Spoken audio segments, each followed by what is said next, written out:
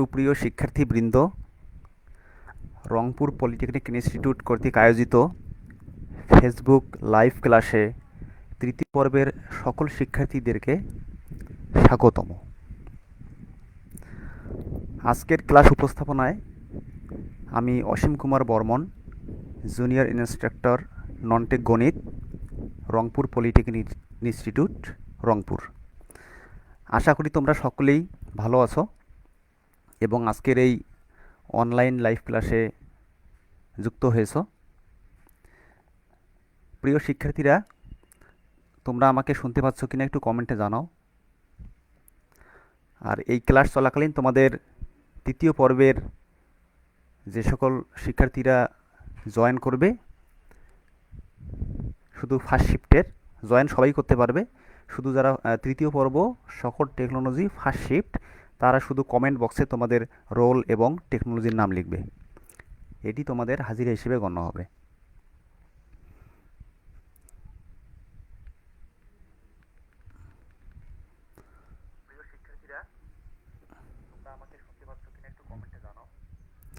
আচ্ছা, আশা করি তোমরা সবাই শুনতে পাচ্ছ, আমি একটু কমেন্টে দেখলাম।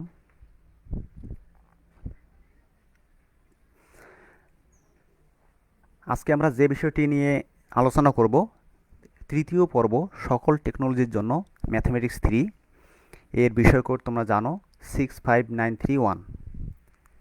আজকে আমরা পরিমিতি অংশের প্রথম অধ্যায়ের বাকি অংশ সম্পন্ন করব, পাশাপাশি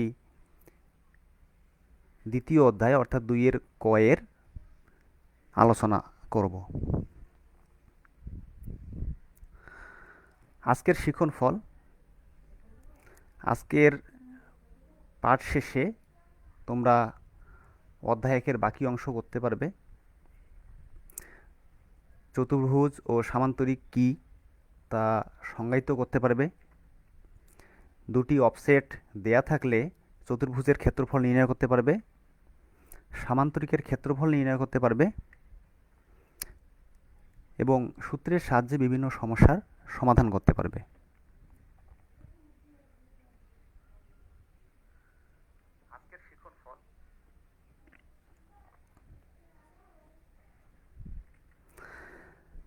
তাহলে আমরা মূল আলোচনায় চলে যাই। আমরা গত ক্লাসে প্রথম অধ্যায়ের 7টি সমস্যা নিয়ে আলোচনা করেছিলাম। আজকে 8ম সমস্যা। এখানে তোমরা দেখো দেয়া আছে একটি সমবাহু ত্রিভুজের ভিতরস্থ কোনো একটি বিন্দু হতে বাহুত্রয়ের ওপর অঙ্কিত লম্বের দৈর্ঘ্য যথাক্রমে 12 সেন্টিমিটার, 13 সেন্টিমিটার এবং 14 সেন্টিমিটার হলে ত্রিভুজটির বাহুর দৈর্ঘ্য এবং এর ক্ষেত্রফল নির্ণয় করো। তো সমাধানের ক্ষেত্রে প্রথমেই আমরা প্রশ্নে যা দেওয়া আছে সেই মোতাবেক আমরা একটু চিত্র অঙ্কন করার চেষ্টা করি। তো এখানে দেখো, ধরে নেই ABC একটি সমবাহু ত্রিভুজ, যে ত্রিভুজের প্রত্যেকটি বাহুই সমান। মনে করো এর মধ্যবিন্দু অর্থাৎ এই ত্রিভুজের ভিতরস্থ যে কোনো বিন্দু, এটি মধ্যবিন্দু নাও হতে পারে, তাই সেই বিন্দুটি আমরা ধরে নিচ্ছি ও বিন্দু। এখন এই ও বিন্দু হতে এসি বাহুর উপরে আমরা ওডি লম্ব অঙ্কন করলাম। এরপরে ও বিন্দু থেকে এবি বাহুর উপরে ও ই লম্ব অঙ্কন করলাম এবং সর্বশেষ ও বিন্দু থেকে বিসি বাহুর উপর ও এফ লম্ব অঙ্কন করলাম।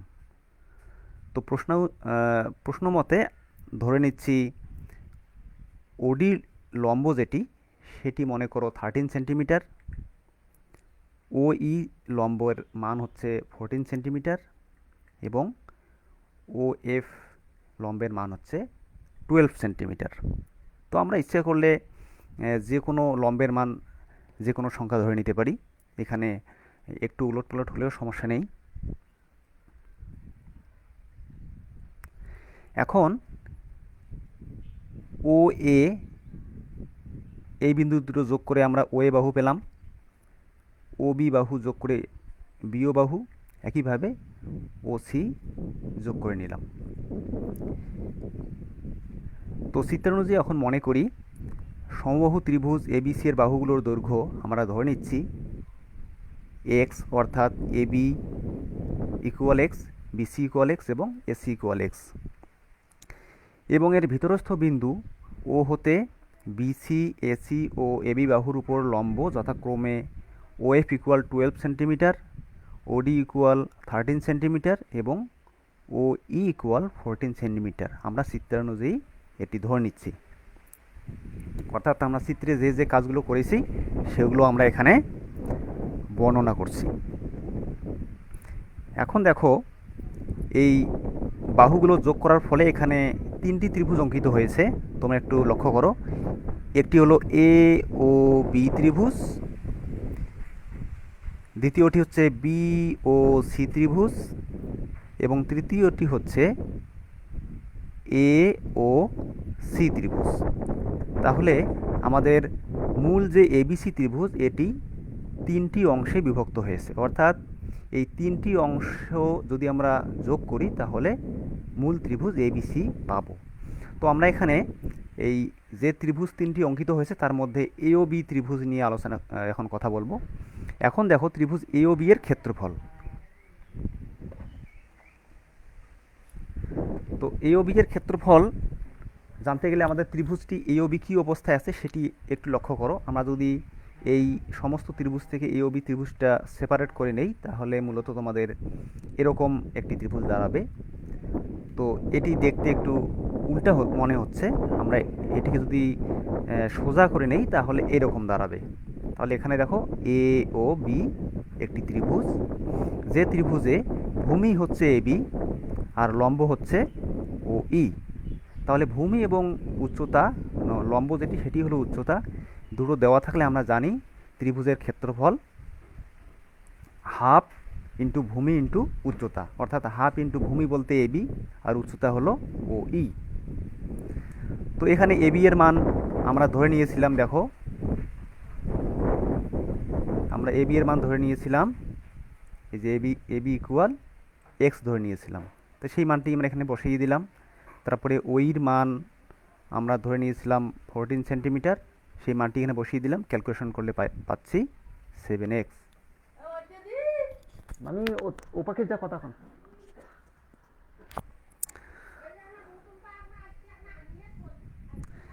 একইভাবে বিওসি ত্রিভুজ যেটি তোমাদের ছিল সেটিকে যদি আমরা সাজিয়ে নেই চিত্রটি তাহলে এরকম দাঁড়াচ্ছে ও বি সি।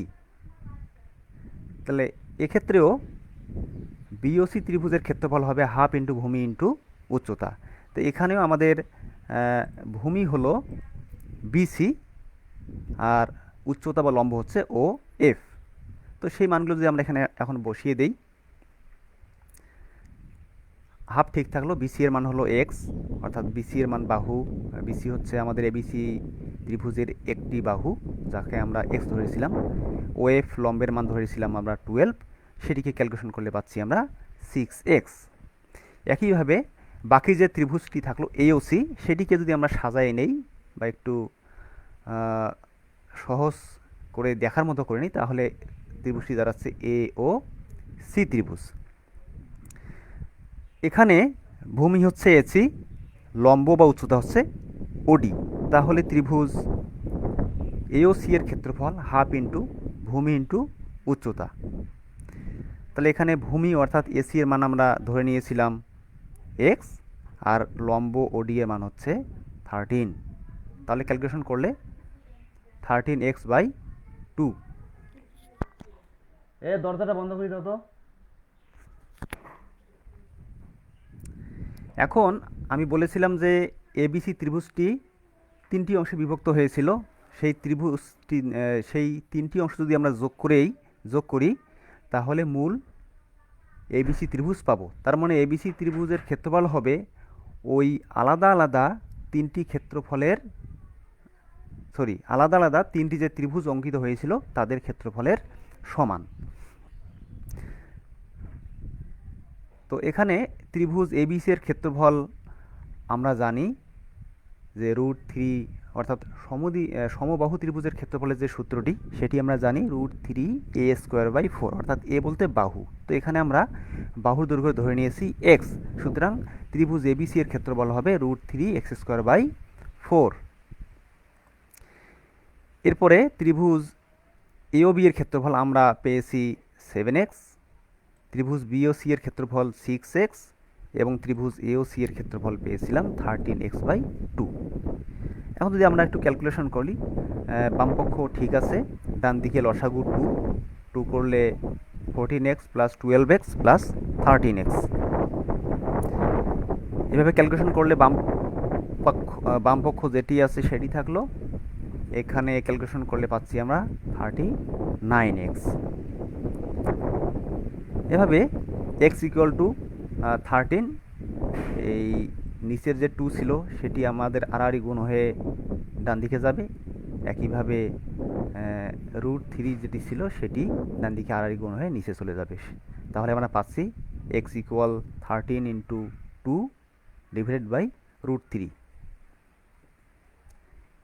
এখন আমরা ক্যালকুলেশনের সুবিধার জন্য 39কে √3 × √3 × 13 ভেঙে নিয়েছি, অর্থাৎ এখানে √3 × √3 হবে 3, তাহলে 3 × 13 মানে হচ্ছে 39, এবং পাশে 2 থাকলো। এখন উপরে নিচে আমরা √3 কেটে দিতে পারি, তাহলে দাঁড়াচ্ছে 13 × 2 = 26 √3, অর্থাৎ 26 √3। তাহলে এটা পেলাম আমরা এক্স এর মান, অর্থাৎ ত্রিভুজের বাহুর মান, এবিসি যে ত্রিভুজ তার বাহুর মান। তাহলে অতএব ত্রিভুজটির বাহুর দৈর্ঘ্য হলো x = 26 √3 সেন্টিমিটার। তাহলে ত্রিভুজটির ক্ষেত্রফল কী হবে, অর্থাৎ মূল যে ত্রিভুজ আমাদের এবিসি ছিল তার ক্ষেত্রফল আমরা জানি √3x²/4। এখানে জাস্ট আমরা যদি x এর মানটা বসিয়ে দিই 26 √3, এটিকে ক্যালকুলেশন করলে, অর্থাৎ তোমরা এই ক্যালকুলেশনগুলো ক্যালকুলেটরের সাহায্যে করবা একবারই, তাহলে পেলাম আমরা 878.14 বর্গ সেন্টিমিটার। তো এভাবে আমরা এইরকম সমস্যার সমাধানগুলো করতে পারবো। আশা করি তোমরা সমস্যাটি বুঝতে পেরেছো। এখন আমরা আরেকটি সমস্যা নিয়ে আলোচনা করি। একটি নির্দিষ্ট স্থান হতে দুটি রাস্তা 135 ডিগ্রি কোণে চলে গেছে।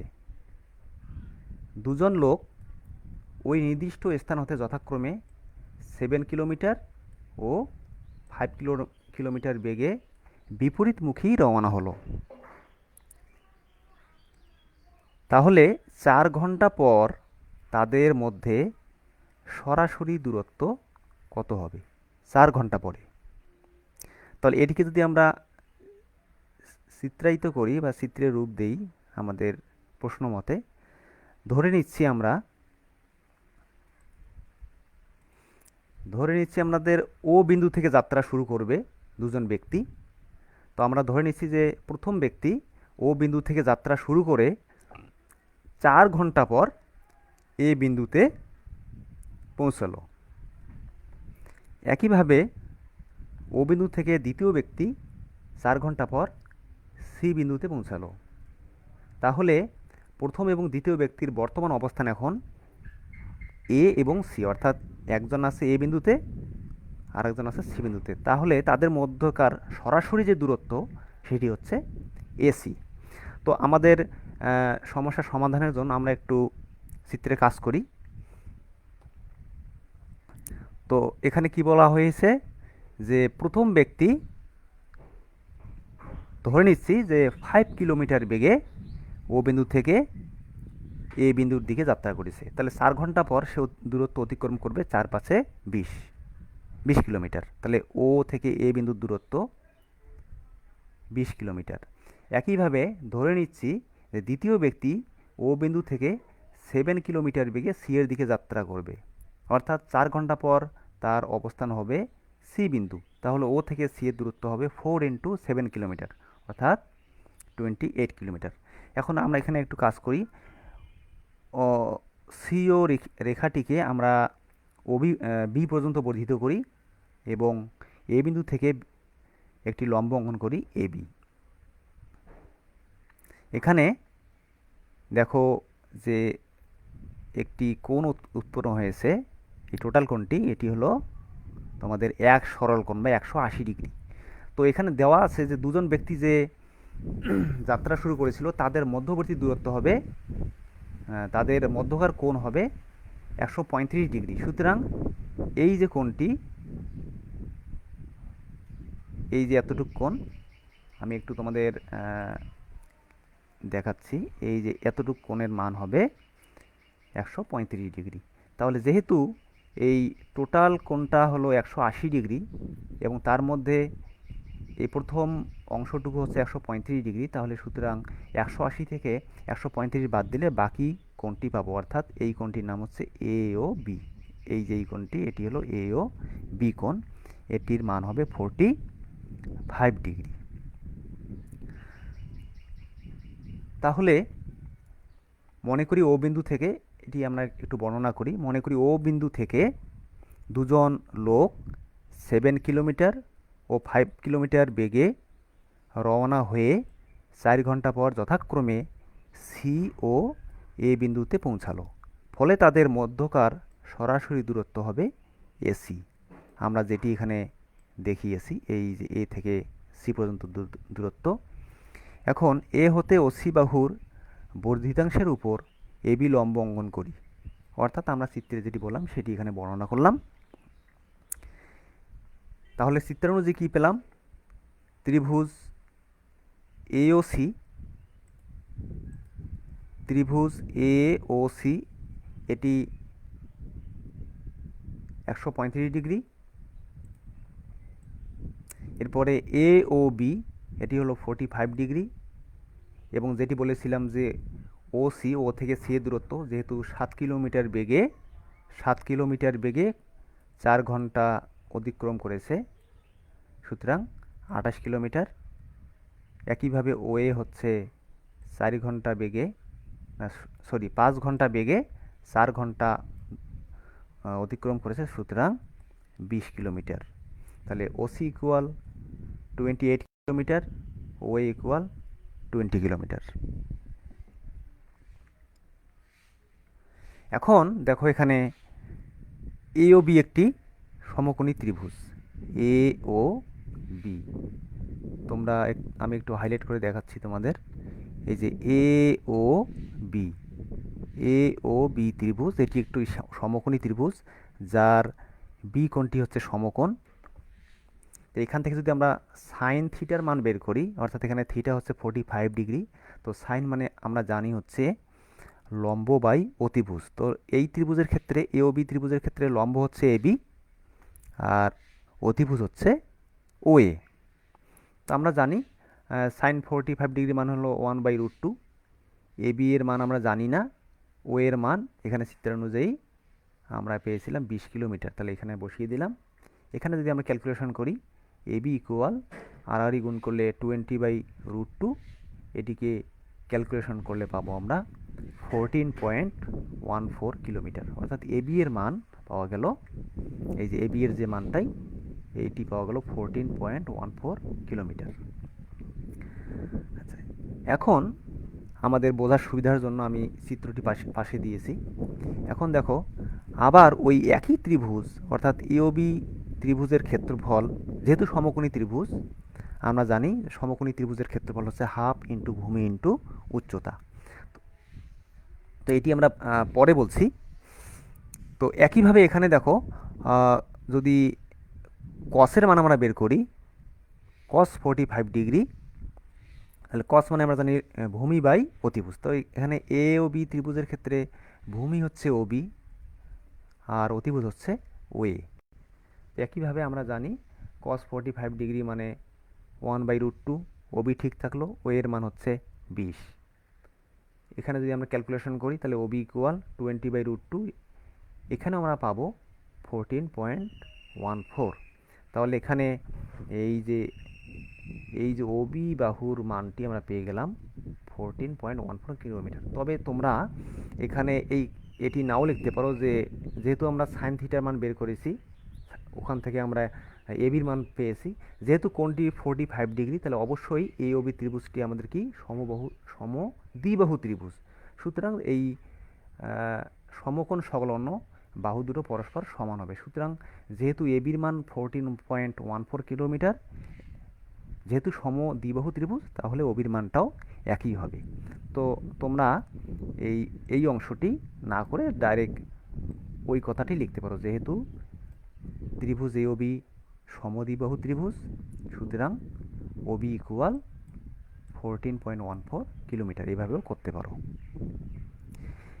এখন দেখো ত্রিভুজ এ বি সি, আমাদের এই যে মূল ত্রিভুজ এ বি সি, অর্থাৎ এখানে দেখো এ বি সি ত্রিভুজটি আমাদের সমকোণী ত্রিভুজ, যেখানে বি কোণটি হচ্ছে সমকোণ, তারপরে এ বি হচ্ছে লম্ব, তারপরে ভূমি হচ্ছে বিসি এবং অতিভুজ হচ্ছে এসি। এই হলো এবিসি ত্রিভুজ। তো এখানে আমাদের পিথাগোরাসের উপপাদ্য যদি ব্যবহার করি, তাহলে অতিভুজ স্কোয়ার ইকুয়াল লম্ব স্কোয়ার প্লাস ভূমি স্কোয়ার। তো এখানে বিসি যে অংশটি দুটি অংশে বিভক্ত, অর্থাৎ এই হলো ওসি, এর সঙ্গে আমাদের যোগ করতে হবে ওবি। তাহলে বিসিকে ভাঙলে আমরা পাই ওবি প্লাস ওসি। এখন যদি আমরা মানগুলো বসিয়ে দিই, এবির মান হচ্ছে 14.14, ওবির মান 14.14, ওসি ইকুয়াল 28। এদিকে ক্যালকুলেশন করলে 14.14 প্লাস 28 মানে হলো 42.14। এটা হলো এসি স্কোয়ার মান টোটাল। তাহলে এটাকে ক্যালকুলেশন করলে আমরা পাচ্ছি এসি স্কোয়ার ইকুয়াল 1975.7। তাহলে এসি ইকুয়াল রুট ওভার যদি করি, তাহলে 44.44 কিলোমিটার, অর্থাৎ 44.44 কিলোমিটার এসি এর মান। এবং এটি কিন্তু আমাদের বের করতে বলা হয়েছিল যে সরাসরি দূরত্ব, অর্থাৎ এসি, এ থেকে সি এর দূরত্ব। তো সেটি আমরা পেয়ে গেলাম। তাহলে দুজন যে ব্যক্তি যাত্রা করেছিল, তাদের 4 ঘন্টা পর তাদের সরাসরি দূরত্ব হলো এসি ইকুয়াল 44.44 কিলোমিটার। তো আশা করি তোমরা এই সকল সমস্যাগুলো এভাবে সমাধান করবে। যদি তোমরা না বুঝে থাকো কোথাও, তাহলে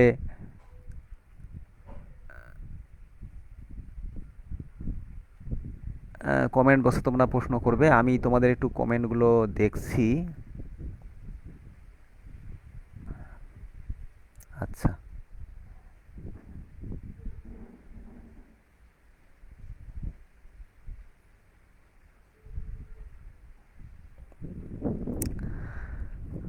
আচ্ছা, এখন আমাদের প্রথম অধ্যায়ে মোটামুটি যে কটি নিয়ম ছিল আমরা আলোচনা করেছি। তোমরা বাসায় সেগুলো ভালোভাবে প্র্যাকটিস করবা,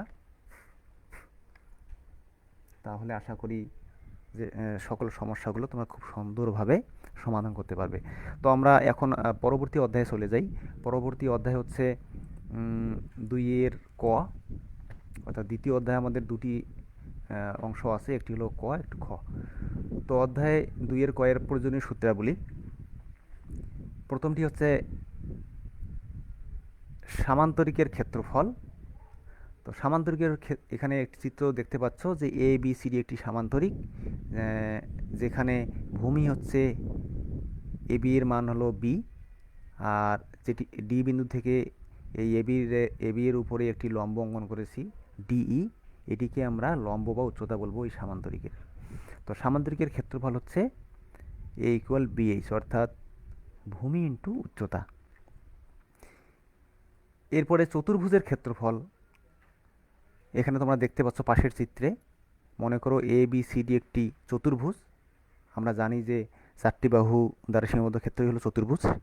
তো সামান্তরিকও একটি চতুর্ভুজ, এখানে চিত্রটি সামান্তরিকের মতো হয়েছে। তো যা হোক, আমাদের বিষয় হচ্ছে এটি চতুর্ভুজ কিনা। তো এ বি সি ডি একটি চতুর্ভুজ।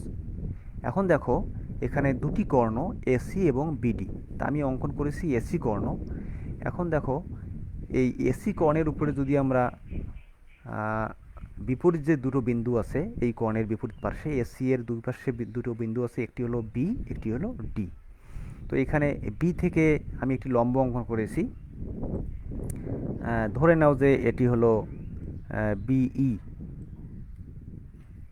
এসি এর উপরে বি বিন্দু থেকে একটি লম্ব বিই। এই লম্বের দৈর্ঘ্যকে আমরা ধরে নিয়েছি পি2। একইভাবে মনে করো এসি বাহুর উপর ডি বিন্দু থেকে একটি লম্ব হচ্ছে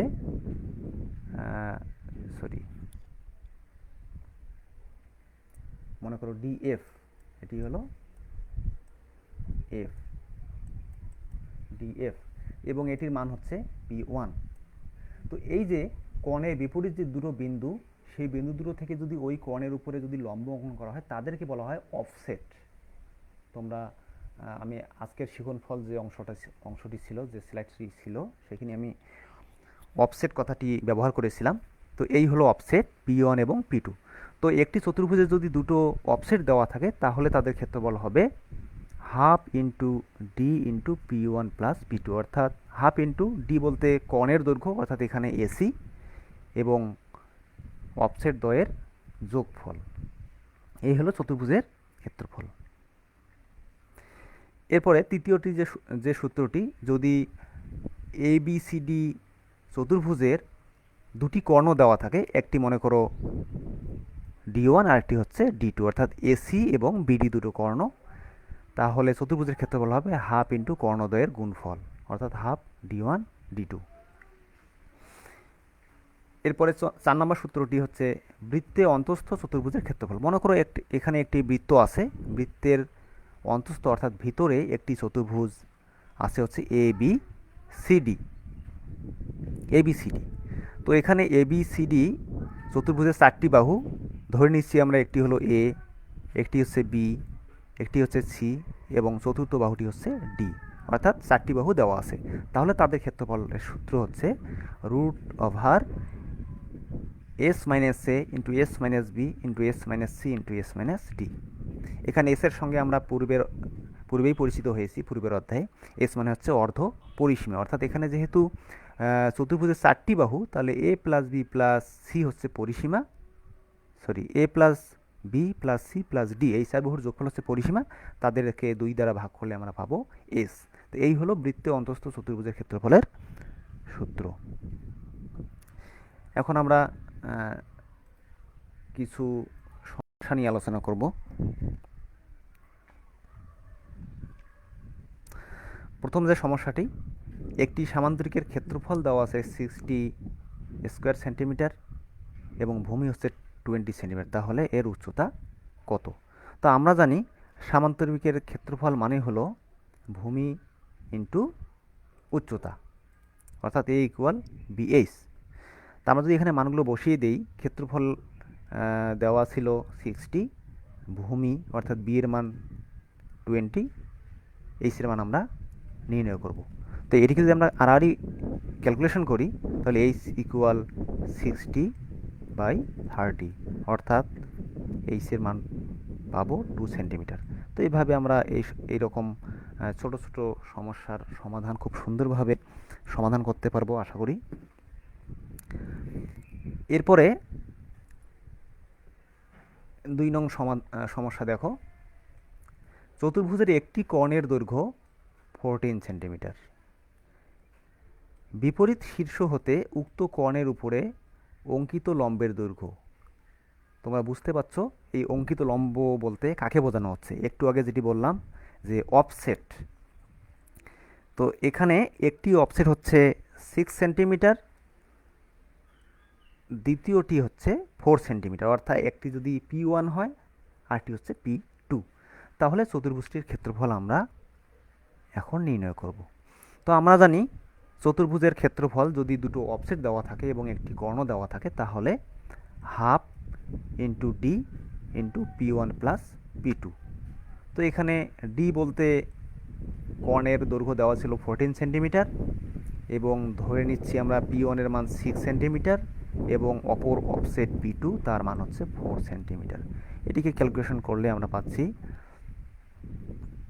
হাফ ইন্টু 14, এই 6 প্লাস 4 অর্থাৎ 10, এর কি যদি আমরা ক্যালকুলেশন করি অর্থাৎ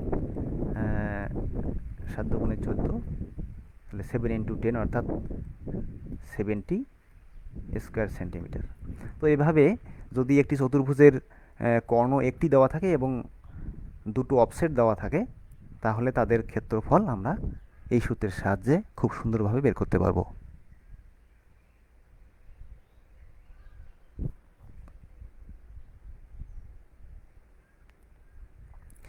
আচ্ছা, অনেকে কমেন্ট করতেছো যে আরেকবার বোঝালে ভালো হয়।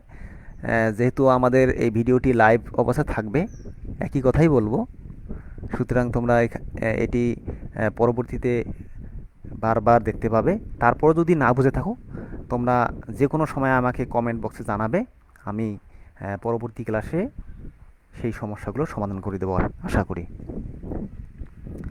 আচ্ছা, এখন আমরা আরেকটি সমস্যা নিয়ে আলোচনা করব।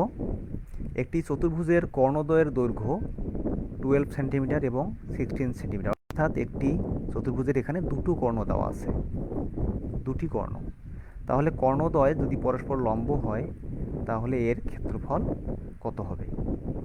তা আমরা জানি একটি চতুর্ভুজের ক্ষেত্রফল হাফ d1 d2 যদি দুটো কোণের দৈর্ঘ্য দেওয়া থাকে।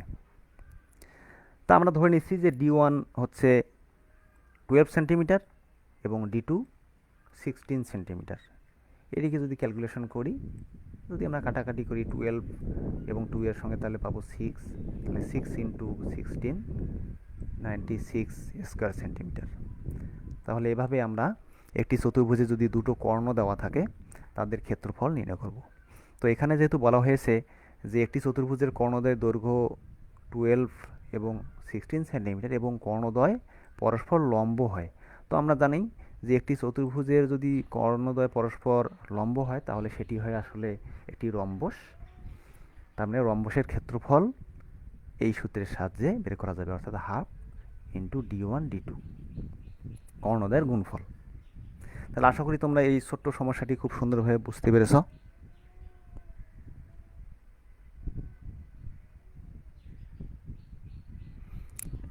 অনেকে কমেন্ট করছো যে আমরা সমস্যাগুলো পরবর্তী ক্লাসে সলভ করতে পারবো কি না।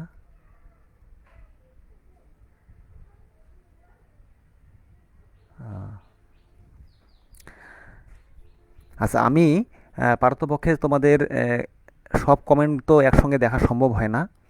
যেগুলো আমি পাচ্ছি সেগুলো এখানে বলছি, আর এরপরে যদি কোনো সমস্যা থেকে থাকে আমি পরবর্তীতে সবগুলো কমেন্টস দেখব। প্রায় 500-600 কমেন্টস তোমাদের একসঙ্গে হচ্ছে, সুতরাং সবগুলো দেখা আমার পক্ষে সম্ভব না। আমি পরবর্তী ক্লাস শেষে সবগুলো দেখব এবং পরবর্তী ক্লাসে সেই সমস্যাগুলো নিয়ে আমি আলোচনা করব। আচ্ছা, এখন 4 নম্বর সমস্যা দেখো।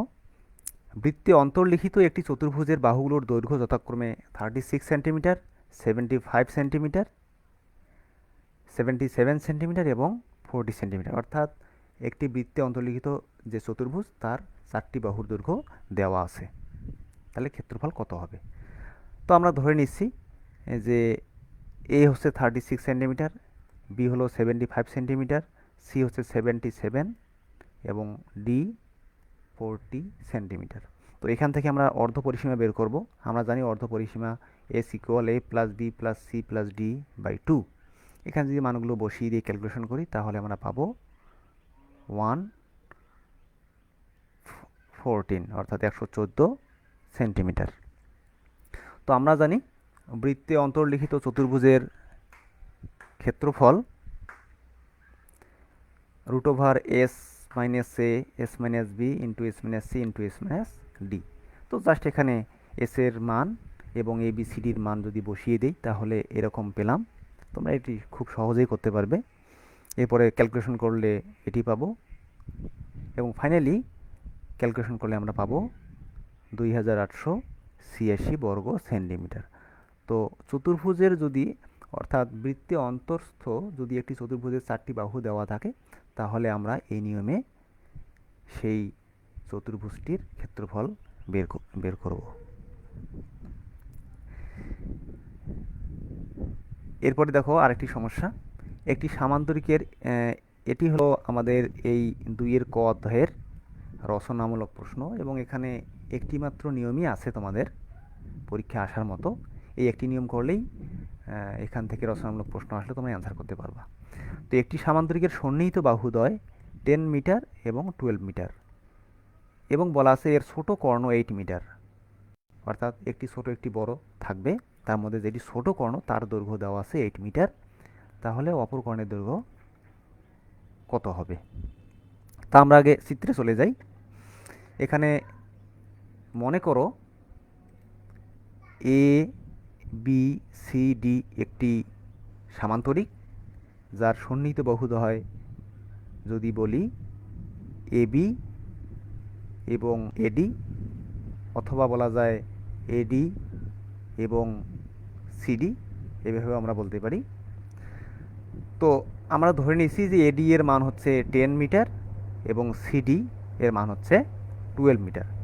তাহলে যেহেতু আমরা জানি যে সামান্তরিকের বিপরীত বাহুগুলো পরস্পর সমান এবং সমান্তরাল, তাহলে এডি এর মান যদি 10 মিটার হয়, এডি এর মান যদি আমাদের 10 মিটার হয়, তাহলে এই বিসি এর মানও হবে 10 মিটার।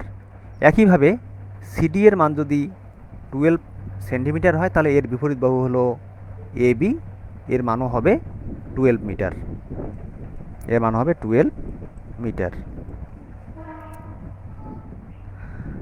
তো এখানে মনে করি এবিসিডি একটি সামান্তরিক। সি বিন্দু হতে আমরা এবি বাহুর বর্ধিতাংশের উপরে একটি লম্ব অঙ্কন করেছি সিই, এই যে এখানে লম্বটি সিই, এবং যেহেতু সি থেকে লম্ব অঙ্কন করলেও যেটি হবে, এই ডি থেকে যদি আমরা এবি বাহুর উপর লম্ব অঙ্কন করি সেটি হবে ডিএফ, এটি সমান হবে। তাহলে এবিসিডি এর ক্ষেত্রফল কী হবে? এবি সিডি এর ক্ষেত্রফল, আচ্ছা এখানে একটু মনে হয় আমাদের ভুল হয়েছে। এস এস বি এখানে হচ্ছে আমাদের, তোমরা একটু দাঁড়াও আমি ঠিক করে নিচ্ছি এটা। এ বি ডি, সরি, এখানে তোমাদের এটি হবে এ বি ডি, এখানে সিটা হবে না। তাহলে ত্রিভুজ, এখানে এখানে হবে ত্রিভুজ এ বি ডি এর ক্ষেত্রফল, ত্রিভুজ এ বি ডি।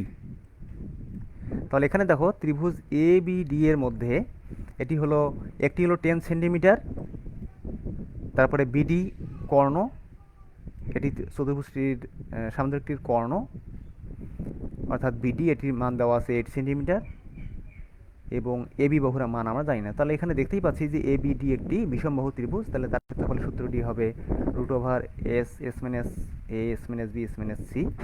তো এখানে এস এর যে মান, তার মানে হচ্ছে 10 সেন্টিমিটার, 8 সেন্টিমিটার, এবং এবি এর মান হচ্ছে 12 সেন্টিমিটার। তো এই তিনটি যোগ করে 2 দ্বারা ভাগ করলে আমরা পাবো অর্ধ পরিসীমা, তাহলে সেই মানটি পাওয়া যাবে আমাদের এস। এরপরে বাকি মানগুলো আমরা বসিয়ে দিলাম। ধরে নিচ্ছি আমরা এর মান হলো 12, তারপরে বি এর মান হলো 10, এবং সি এর মান হলো 8। তো এইভাবে ক্যালকুলেশন করলে আমরা পাচ্ছি √1575। এটিকে যদি আমরা স্কোয়ার রুট করি তাহলে পাবো 39.68 স্কোয়ার মিটার। তাহলে এখানে এ বি সিডি যে সামান্তরিকটি ছিল এবং দুটো কর্ণ অঙ্কিত হওয়ার কারণে এখানে একটি ত্রিভুজ, দুটো ত্রিভুজ অঙ্কিত হয়েছে, অর্থাৎ একটি হলো এ বিডি আর একটি হচ্ছে বি সি ডি। তাহলে আমরা এ বিডি ত্রিভুজ নিয়ে কাজ করছি। তাহলে এবিডি ত্রিভুজের ক্ষেত্রফল আমরা পেলাম বিষমবাহু ত্রিভুজের ক্ষেত্রফলের সূত্র মতে 39.68 স্কোয়ার মিটার। এখন চিত্রটি আমি পাশে দিয়েছি বোঝার জন্য। এখন আবার ওই একই ত্রিভুজ, অর্থাৎ এ বি ডি, এই ত্রিভুজটার ক্ষেত্রফল যদি আবার আমরা অন্য সূত্রের মাধ্যমে বের করি, যেহেতু এখানে ডিএফটা হচ্ছে লম্ব, তাহলে লম্ব বা উচ্চতা, যেটিকে আমরা এইচ দ্বারা প্রকাশ করে থাকি, তাহলে এবিডি এর ক্ষেত্রফল হচ্ছে হাফ ইন্টু ভূমি ইন্টু উচ্চতা।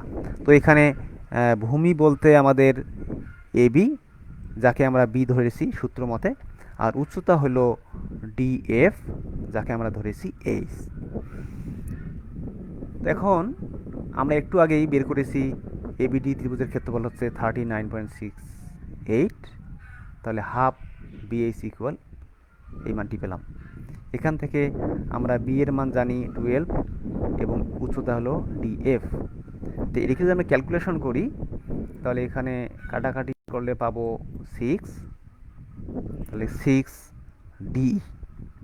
6DF equal 39.68।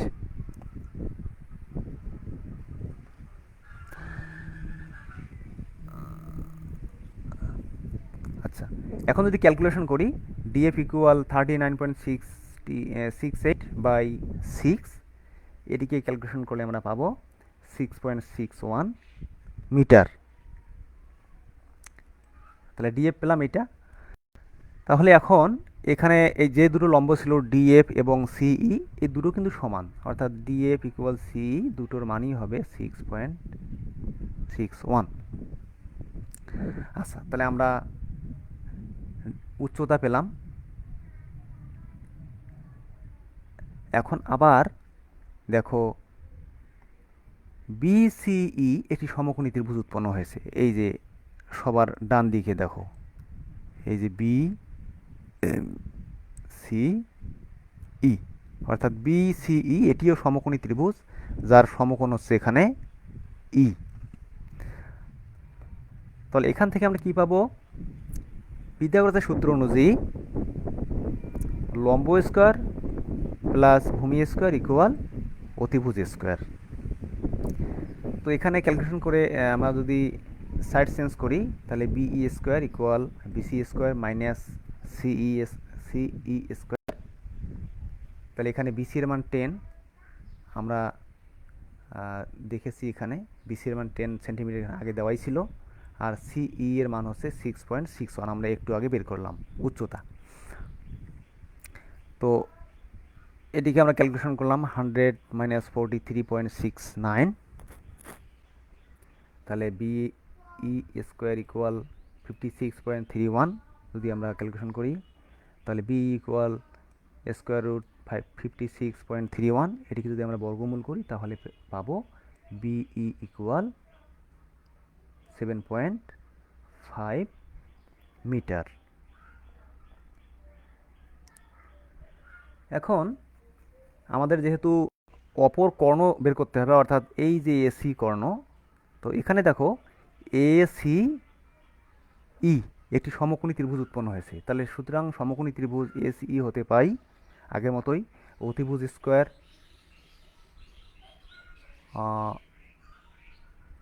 এখানে একটু ভুল হয়েছে, তোমরা একটু ঠিক করে নিও। তাহলে এসি স্কোয়ার ইকুয়াল, এটা এখানে হবে না, তাহলে এসি স্কোয়ার অর্থাৎ অতিভুজ স্কোয়ার ইকুয়াল ভূমি স্কোয়ার প্লাস এখানে হবে লম্ব স্কোয়ার, অর্থাৎ সিই স্কোয়ার ই। তাহলে এসি স্কোয়ার ইকুয়াল এই স্কোয়ার প্লাস সিই স্কোয়ার। তাহলে এসি স্কোয়ার ইকুয়াল সিই ঠিক থাকলো। এখানে আমরা জানি এই যেটি, এই যে টোটাল এই, এটি দুটো অংশ, একটি হলো এ বি আর একটি হলো বি। তো সেই মানটি আমরা এখানে বসিয়ে দিলাম। তাহলে সির মান আমরা জানি 6.61, এ বি এর মান 12 এবং বির মান হলো 7.5। এটিকে ক্যালকুলেশন করলে ফাইনালি আমরা পাবো এসি স্কোয়ার ইকুয়াল 423.94। এটিকে যদি আমরা এসি ইকুয়াল, তাহলে স্কোয়ার রুট হবে, তাহলে ফাইনালি স্কোয়ার রুট করলে এসি এর মান পাবো 20.58 মিটার। তো এটি হলো আমাদের মূলত এই কর্ণের দৈর্ঘ্যের মান। তো আশা করি তোমরা বুঝতে পেরেছো। এরপরে যদি কোনো সমস্যা থাকে বোঝার, তাহলে তোমরা কমেন্ট বক্সে লিখে জানাবে, আমি পরবর্তী ক্লাসে সেটি বুঝাই দেব।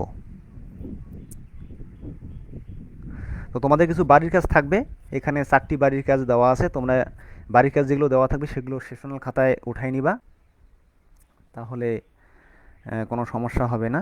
তাহলে বাড়ির কাজ যেগুলো সবগুলো সেশনাল খাতায় উঠাবে, এবং আমরা যখন সরাসরি ক্লাসে উপস্থিত হবো সেগুলো আমি তোমাদের কাছ থেকে জমা নিব।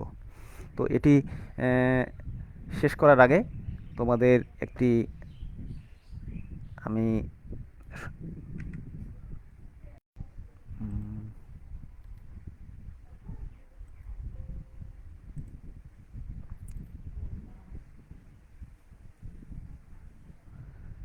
একটি সচেতনতামূলক একটি ভিডিও তোমরা দেখো।